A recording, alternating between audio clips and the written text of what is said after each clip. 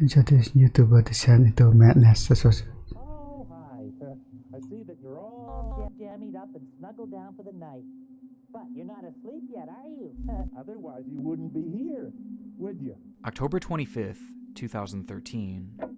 A channel is created to document a man's passion for art and tattooing, with his upload showing obvious skill and love for his work, which he consistently uploaded proudly for nearly 2 years, despite the channel operating with essentially no eyes on it, other than his own, destined to be lost forever in a sea of endless content. Until one fateful upload changed everything. An upload that shifted the account from an innocuous look at the work of an artist to a grim peek into a withering man's mind, giving way to one of the most horrific and gut-wrenching rabbit holes ever discovered across the world of YouTube, with it all centering around one man and his excruciating descent into madness.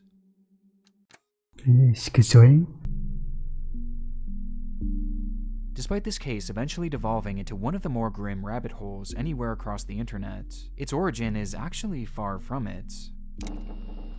Been hard work, buddy? Or hard sleep? Hard sleep? In October of 2008, Ricard Siajan would post his first video to the platform, showing the world his brand new baby, Palu, or as he called him, his son and only. The channel served essentially as a time capsule for Palu's life, as over the next 2.5 years, Ricard would continue posting consistent videos of his son growing up before his eyes. Hi, Palu. Come here. Palu. Nice on blur. Because of the YouTube monetization. Going from an infant to a little boy who could walk, talk, and even paint. Walk. Walk. Come on. I'm looking. Walk. I'm looking. Which made Ricard especially proud. Throughout his life, art was Ricard's calling, and it wasn't just one type either, as he explored seemingly every single medium there was. He went from an experimental musician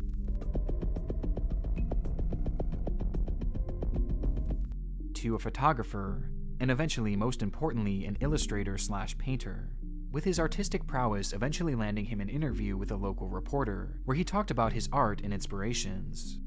What message do you want to send to the people about your art? My art is my stargate, my life protection, and my companion. All of my art is also a collaborative gate. They will mean nothing without good and aware eyes. So let's accept art to link the distance, difference, and diversity to the inhuman kind. The leader of this nation will be love. What a fantasy, eh?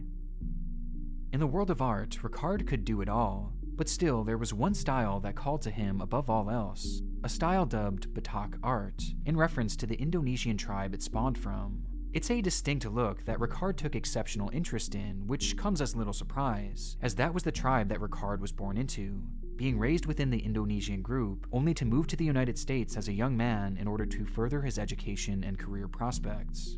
However, as he once said in an artistic mission statement, the further a Batak man travels from his homeland, the stronger Batak he is on the inside.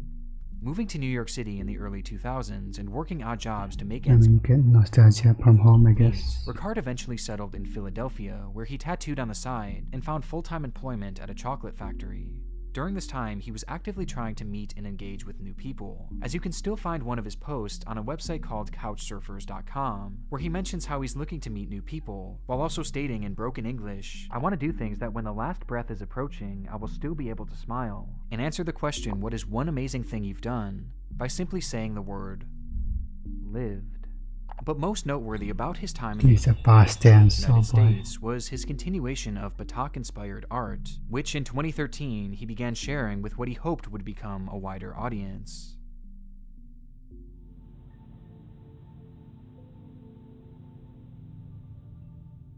Starting his second and most prominent page back on December 31st, 2013, Ricard would dedicate his self-titled channel to this art form that he loved so dearly, posting various videos of himself producing tattoos with that traditional Batak inspiration. These videos were all meant to be part of a larger-scale project that he was working on called DJADJAK, which can be seen referenced in practically all of his early video titles. And despite being in video form, this project heavily focused on a series of books that Ricard was writing, as well as illustrating, which dove into the Batak way of art, and how he was the first to translate it into the world of tattooing. considering himself the first to practice what he called Batak body art. I created the DJADJAK project with the intention that it be continued and expanded by other artists to bring Batak art into the global consciousness and into a new lifestyle through tattoo. This project is dedicated to my son Palu. This channel was always meant to be something special. Not only was this uncharted territory for Batak art, but also for the world of art in general. And at the core of it all, Ricard desired to capture the attention of the online world with something they had never seen before. And in the end, This video is all about him, I guess. he certainly got his wish, just not in the way he would have ever imagined. As the years began to pass, Ricard's channel grew less and less active, and by 2015, only a few off-topic yet entirely normal videos would make their way to the channel, like one showing what looks to be a local parade, and another being a camera tutorial in Indonesian. Oke, ini dia adapternya untuk auto. Okay, and tutorial videos. I guess he's trying. From this moment on, normalcy would be a thing of the past for both Ricard Sajin and his channel. Hi, I'm making this video hoping that Is he divorced or something? there's So some where's the mother? people out there are able to help me either by sharing this and information and treatment and stuff for my condition. I have not sleep. I have total insomnia. In the video that's dubbed bad. Che Final Insomnia, we see Ricard speak directly to the camera and to the audience for the very first time, as he calls out for help with a more than concerning issue he had been dealing with that being total insomnia. This is not regular insomnia. So it's been 4 months and my body is deteriorating right now because my immune system is Does he go to any doctor? falling from not able to sleep. In the video, he claims that he has not been able to sleep for the past 4 months, turning his life into a never-ending waking nightmare, with a lack of sleep slowly causing his body to fail. According to Ricard, he had been working a new job in Philadelphia when he developed a standard UTI, though given that he had no insurance and didn't want to miss time at work already, he reached out to his boss for advice, who just so happened to have a solution. His boss had also been suffering from a UTI fairly recently, and had been given prescription antibiotics that they never ended up using, and so they offered them to Ricard as a kind gesture to spare him from the medical bills. However, upon taking the pills, Wait, I thought it was completely different thing Ricard for a different person. What? immediately experienced intense heart palpitations, along with severe body Yeah, aches don't take another person medication. and cramping of his hands. Heart palpitation and my hand, bottom of my hand was crooked like that. The symptoms were concerning, but given the position he was in, Ricard felt as if he had no choice but to keep taking them, until that medication ran out, and his treatment came to an end. Though his symptoms did not. From that moment on, Ricard strangely lost his ability to sleep throughout the night, and was left only able to get around 2 hours of sleep at most per day, with Ricard describing the sleep as painful, as his body would jolt every time he began to drift off, causing extreme discomfort and pain. There goes electricity or something. And after 4 months of this, he had grown impossibly exhausted and utterly desperate, with the lack of sleep being apparent just by looking at the man. But the story gets even deeper from here, as Yeah, probably should go to a doctor. he explains how the insomnia started when he traveled back to his home in Indonesia in order to say goodbye to his dying mother, only for his body to start decaying while overseas, to the point that he had become bedridden and was now essentially trapped in Indonesia, an entire world away from his son. You know, I need life. You know, I have my sons in Philadelphia now. I left him. You know, I have no choice. You know, because I don't want to leave him. I need life. I need to survive. I don't want I guess he left his son with his mother. to lose me. I don't want to lose him. By the time of this upload, he was so desperate for sleep that he offered to be a guinea pig for any doctor out there to try anything on him, anything that might give him hope to sleep once again, before ending things off on a line that encapsulates just how dire things were becoming in his mind. Let me give you one sample of how desperate I am for sleeping right now. I will give away.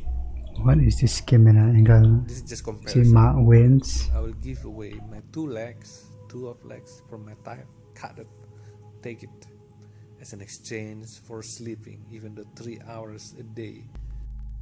This bombshell came out of nowhere. One minute, Ricard was enjoying his life, and the next, this impossible medical event is threatening his very existence. And as shocking as it may seem, what Ricard is experiencing isn't totally unheard of. Silvano and the others were unable to drop into a deep REM sleep, and sleep medications only accelerated their restless descent toward death. Despite coming in a few different classifications, fatal insomnia is a very real disease that affects the brain, causing an inability to sleep that only gets worse over time.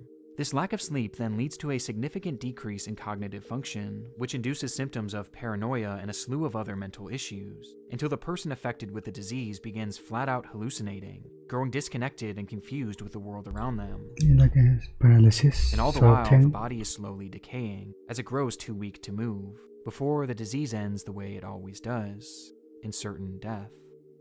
It's worth noting that this is incredibly rare, almost unheard of, but what makes Ricard's case even more bizarre is that in practically all fatal insomnia cases, the disease is genetic and lives dormant within the patients for their entire lives. But in Ricard's case, he had no family history of it, and the symptoms instead developed after he had supposedly taken antibiotics from his boss, with it later being revealed that said drug was one called ciprofloxacin. This is noteworthy given that ciprofloxacin, or Cipro, has long since been linked to a variety of bizarre and sometimes life-altering side effects, with the onset of these symptoms being known as getting floxed. Avelox, Cipro, and Levaquin may cause peripheral neuropathy, severe nerve damage, or serious eye injuries, and those injured may be entitled This way you shouldn't take any drugs unless prescribed by a doctor. to compensation. Severe nerve damage forced Laura to live with chronic pain and robbed her of the ability to work or travel. Within a week of starting the medication, I was completely crippled. I had to physically crawl. The drug itself has never been linked to fatal insomnia, but it has been known to cause a variety of other neurological issues, and Ricard was convinced that a bad reaction to it is exactly what caused his ailment. If what Ricard is saying is to be believed, then his fatal insomnia is unlike anything known to the world of science. But based on similar conditions, it is fully apparent that if things continued in this direction, well, Ricard wouldn't last long. This was something that he was well aware of too, as soon after, another video was posted by Ricard in which he described his condition more in depth, while acknowledging that his days are most likely numbered. I'm gonna tear down and dying anyway, and until I lost all my power from not sleeping and from losing my immune system. On top of this, the isolation was clearly starting to take a toll on him, as not only was he separated from his child, but he can't even leave his house due to the fact that he can't walk for even more than a minute. I'm bedridden. I can only walk for like 1 minute and done. And throughout all of the research he did into his own illness, he couldn't find a single other person out there that had been dealing with what he had been dealing with. Meaning that he had no one to relate to, no semblance of guidance, nothing. It was isolation in its truest, most horrific form, as he was essentially sentenced to lay in a bed for the remainder of his life, a bed in which he couldn't even sleep, as he was forced to lay there as his body slowly consumes itself. It's utterly depressing, and over time we begin to understand more of what Ricard is going through, as he starts videotaping examples of his sleep rejection in real time.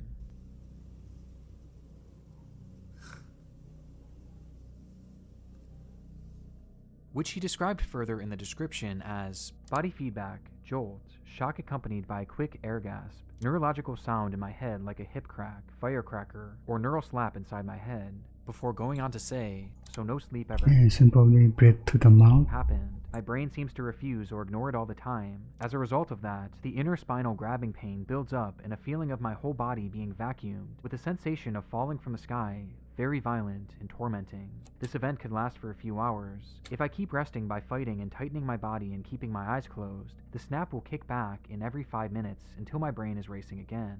On and on. Essentially, the more Ricard tries to sleep, the more pain his body feels, and the longer he stays awake, the more his body begs him to rest. It's a constant war between his body and his mind that can only be summed up as a living hell. From there, he would post numerous other videos showing the effects of the insomnia on his body, including one where dead skin cells can be seen covering his face, as he questions in the description why no health professionals are helping him.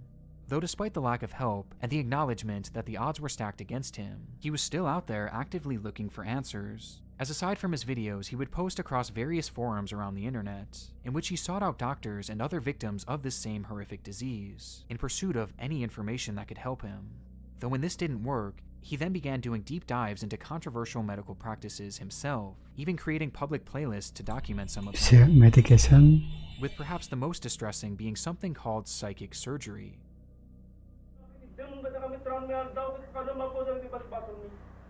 Oh, great. With videos in that playlist showing people being healed from their chronic ailments with this bizarre technique that unfortunately was entirely a scam, though it still likely provided him some false hope in that moment that perhaps it could work on him. Chiropractor scam. Eventually, his efforts would see him post a fundraiser to gain money in the prospect of finding one of these experimental surgeries that could potentially at least give him a chance at life. Though from the looks of things, it seems likely that very few, if any, ever donated, as at this point, he was essentially talking to no one. And before long, the little morale he had left began to dwindle. My last dream is my son. I feel so embarrassed, I cannot raise him. So trying this last hope will be not happen without you guys.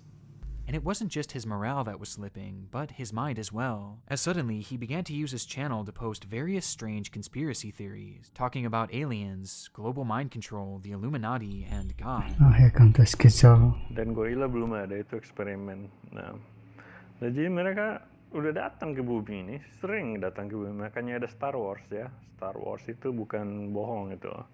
As with each passing Star video, Wars? he began making less and less sense, which was also echoed on his Facebook account, where the man's once entirely normal page was inundated with bizarre posts about some of the wildest conspiracies you will ever see. And this wasn't the only major clue that Ricard was starting to lose cognitive function, with the other coming in the form of his recording habits. During a vast amount of his uploads, Ricard would ramble on about how he had been talking for hours, only for him to realize that only a few minutes ended up recording, forcing him to do the entire video all over again. Well, that sucks. Bikin video singkat-singkat soalnya susah. Udah pernah aku rekam sampai 2 jam, tapi yang terekam hanya beberapa menit, jadi hinting at the So fact bad. that Ricard was growing less and less aware of his actions, either forgetting to record or not realizing that the recording had stopped. The deterioration is heartbreaking, but Ricard wasn't entirely Yeah, that's why serious to monetize. lost, as he would eventually hop back in front of the camera to celebrate a rather unfortunate anniversary. So, it's been a year bedridden,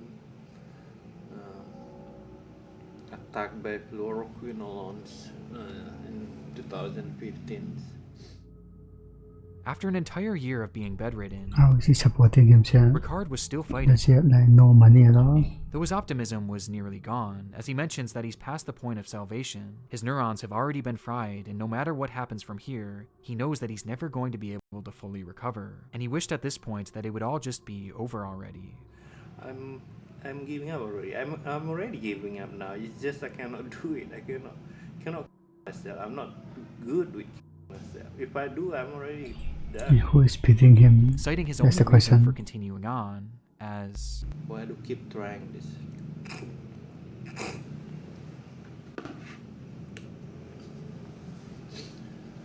For the sake of my son. following this, Ricard would focus his efforts on documenting his illness for the world, in the hopes of helping others out there who might develop it as well.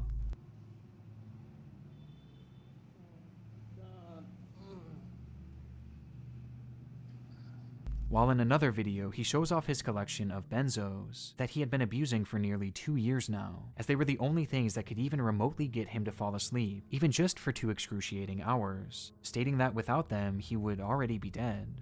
Before giving one final call for help in a 2-part video called Message to Neurologists. Thank you, doctor, for listening. Whatever you do, either fail or not, I give it to you. Nothing to fear. Thank you, doctor. Bye. From this upload onward, What? Ricard would slip back into his nonsensical videos, posting again about God and how the government designed HIV in order to make us all satanic slaves. The God is the most pure one. God, That's hilarious.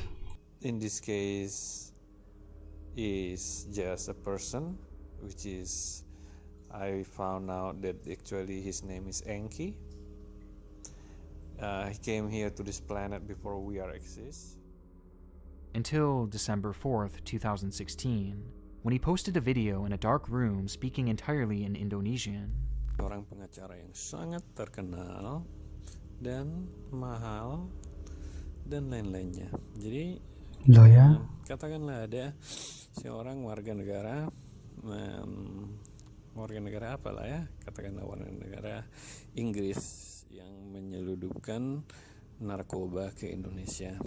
Here, Ricard poses a series of bizarre hypotheticals over the course of this 5-minute rant, with the whole thing being his strangest yet, as it never really gets to any specific point until Mengakui perempuan atau laki-laki oknumnya ini kita kurang tahu, dan begitulah sistem pembengkokan hukum, dan itu biasanya tidak. The video cuts off. As much like before, Ricard seemingly failed to realize that the recording had stopped before he was able to finish what he wanted to say, cutting him off mid-sentence. These were the final words Ricard would ever speak on his YouTube channel, and 5 days later, on the 9th of December, he would pass away, finally giving him his chance to sleep, once and for all. Hi. Ricard's online trail truly is one of the more depressing things I've ever seen on the internet, and what I find most haunting is the juxtaposition of the two channels that he owned. Been hard work, buddy? Or hard sleep? Hard sleep? On one hand, he showcases the beautiful progression of life as his son Paulu grows up right before our eyes. Hi, Palu. Come here. Palu. And that's just depressing. While on the other hand, he showcases the haunting deterioration of death in the most disturbing way imaginable, with the most heartbreaking part of it all being that he seemingly passed away without ever getting the chance to hold his son again. But that doesn't mean that he didn't get the chance to say goodbye, as through his cognitive decline, he had a moment of clarity, during which he would leave behind a Facebook post for his son to read when he grew older, writing, "I love you, my son. I cannot promise anything right now. That includes my recovery. Just letting you know that you are the most beautiful soul I've ever encountered in my entire life. I was glad to introduce you to this world. One day we will see each other and play again in the place where there is no lies, sadness, pain, and sorrow. Please enjoy your life to the best, and don't hurt yourself or others." Okay. With Ricard's story now at its end, we're still left with many unanswered questions, as despite his death appearing to be confirmed, the cause of it never has been. And throughout the story, there are several discrepancies that have raised a few questions. If what Ricard is saying is to be believed 100% at face value, then he went without true sleep for almost a year and a half, which based on our current understanding of sleep doesn't seem possible. Yeah, how is that possible? At least not to the extent Ricard was claiming. In fact, another patient with an extremely similar condition had his own spiral documented back in the 90s, with his cognitive decline being much, much more drastic. How long you been here?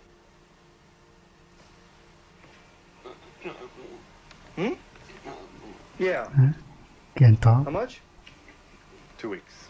This footage is on par with virtually every other case of fatal insomnia, regardless of its classification, as the last weeks and months of a person's life are spent in a comatose state. Yet, just 5 days before Ricard's death, he was still speaking and holding his camera. One possibility is that he had been dealing with severe but non-fatal insomnia, which came about from the Cipro he took, or perhaps even as a result of the trauma of losing his mother, to which he then simply mistook this for fatal insomnia, with his mind filling in the blanks and convincing himself that he was dying and that he couldn't sleep, perhaps not recognizing that he was actually getting more sleep each night than he realized, with his mind beginning to slip out of control as a result of the long-term abuse of his sleeping drugs, which coincidentally also have major effects on cognitive function. And when it comes to his death, some have theorized that perhaps the insomnia did progress, or his body just couldn't handle the stress of whatever he was dealing with anymore, or even that he took his own life. But at this point, it's really anyone's guess. And though the truth is likely out there somewhere, Ini it's just hypothetical. possible that we'll never know for sure what really happened to Ricard Siagen, or how his condition came to be. But whatever the truth is, at least his pain is now finally over. Okay. Ya, berdanding dah. Let's break a video.